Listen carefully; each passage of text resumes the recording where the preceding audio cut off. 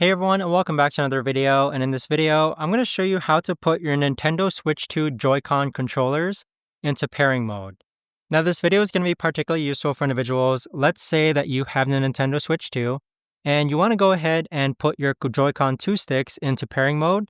How do you actually go ahead and do so? Now this video is going to be short, sweet, and simple, guys. There's not going to be a lot of steps involved, but what we're first going to do is that let's actually go ahead and navigate to where it says controllers. And then from this option here, we're actually going to click on change grip/order. Now from this option here, in order to put your Nintendo Switch 2 Joy-Con controllers into pairing mode, all you've got to do is click on this dot right over here until the light starts to flash green. So it's going to start flashing green just like that.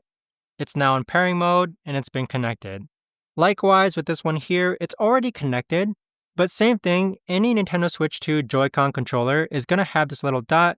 Just press and hold it, and then it'll enter pairing mode.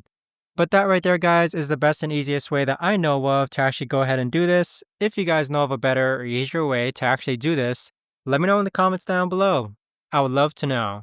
Thanks so much for watching, everyone, and I'll see you guys all in the next video.